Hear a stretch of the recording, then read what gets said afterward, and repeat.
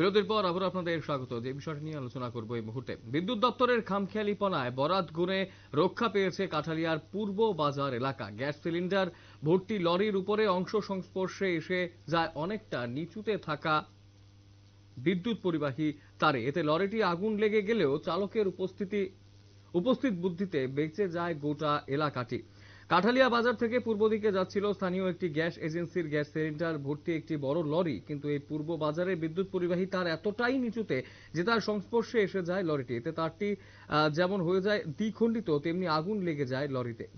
চালকের বুদ্ধিমত্তার পরিচয় দিয়ে লরি না থামিয়ে কিছুটা দূরে একটা খালি জায়গায় লরিটি নিয়ে থামান। প্রথমে স্থানীয় মানুষের প্রচেষ্টায় পরে কাঠালিয়া দমকল কর্মীদের সহায়তায় আগুন নেভানো হয়েছে লরিতে থাকা এক এজেন্সি কর্মী জানিয়েছেন, বারবার জানানো হলেও বিদ্যুৎ দপ্তরের কর্মীরা পরিবাহী তার উপরে না ওঠানোর কারণেই এমন বিপত্তি ঘটেছে। আরো বড়সড় ঘটনা যে ঘটতে পারত তা কিন্তু বলার অপেক্ষা রাখে না।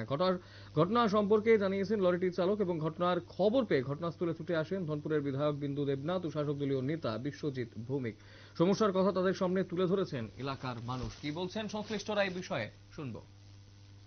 কাছে তো এই বিষয়ে কোনো অভিযোগ আসেনি, প্রথম আমার কাছে এই অভিযোগটা এসেছে। তো আমরা এটা আগামী দিনে চাইবো যে অন্তত পক্ষে এই এরিয়াতে কেবলের ব্যবস্থা করে তারপরে এসটি হোক আর এসটি লাইন হোক এখানে দেওয়া হবে। আর পাশাপাশি যদি কোনো ডিপার্টমেন্টের কোনো গাফিলতি থাকে তার জন্য আমরা প্রয়োজনীয় ব্যবস্থা গ্রহণ করি। জোরে ঢোকার পরে জোরে গাড়ি যখন ঢুকছে, কিসের গাড়ি? টায়ারে লেগে বসতেছে, টায়ার লেগে গেছে, টায়ার লেগে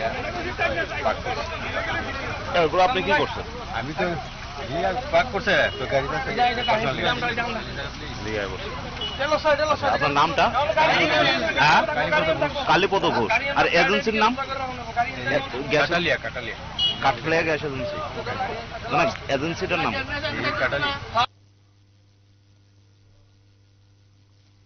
আপনারা আসলে সংশ্লিষ্টদের কি বক্তব্য রয়েছে এবং এই মুহূর্তে দাঁড়িয়ে বিদ্যুৎ দপ্তরের যে খামখেয়ালিপনা তার জন্যই যে ঘটনা ঘটেছে তা কিন্তু বলার অপেক্ষা রাখে না এবং স্বাভাবিকভাবেই এই মুহূর্তে দাঁড়িয়ে একটা বড় বিপদ ঘটতে পারত, কিন্তু দমকল বাহিনীর কর্মী এবং স্থানীয়দের প্রচেষ্টায় সেই বিষয়টা কিন্তু এড়ানো গেছে এবং চালকের বুদ্ধিমত্তায়ও ব্যাপক কোনো ক্ষয়ক্ষতি সেখানে হয়নি। গোটা বিষয়টাকে কেন্দ্র করে এই মুহূর্তে স্বাভাবিকভাবেই চাঞ্চল্য কিন্তু বিরাজ করছে গোটা এলাকা জুড়ে।